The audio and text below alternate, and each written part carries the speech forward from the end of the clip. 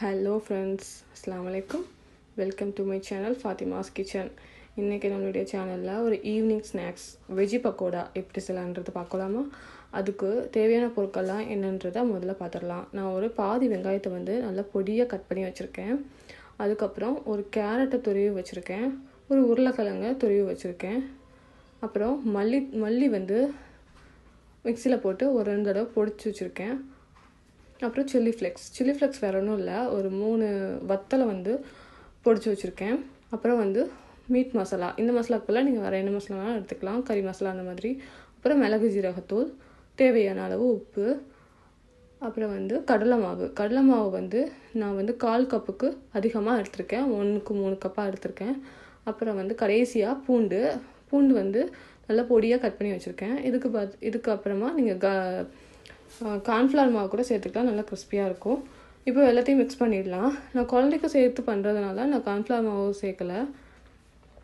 இப்போ எல்லாத்தையும் போட்டு மிக்ஸ் பண்ணிட்டேன். கடைசியாக மிளகு ஜீரகத்தூள், உப்பு,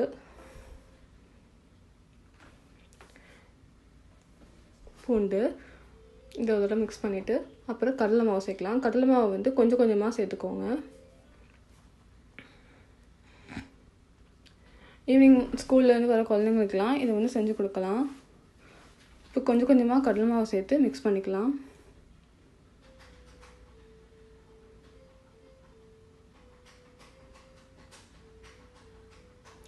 இந்த பதத்திலே மிக்ஸ் பண்ணி எண்ணெயில் போட்டு பொரிச்சு எடுக்கலாம்.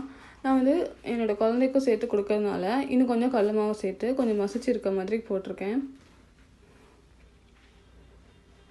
கடைசியாக ஒரு 2 ட்ராப் எண்ணெய் சேர்க்கலாம்.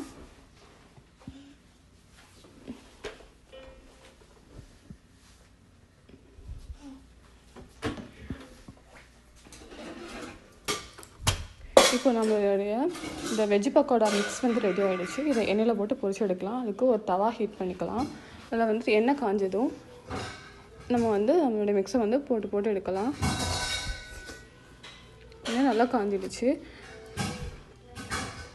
ஒரு ஸ்பூன் வச்சு போட்டாலே போதும். உங்களுக்கு ஷேப் வேணும் அப்படின்னா அது ரவுண்ட் ஷேப் ஆட்டு கட்லட் மாதிரி அந்த மாதிரி போடலாம். நான் சும்மா ஸ்பூனால் தான் போட்டு எடுக்கிறேன்.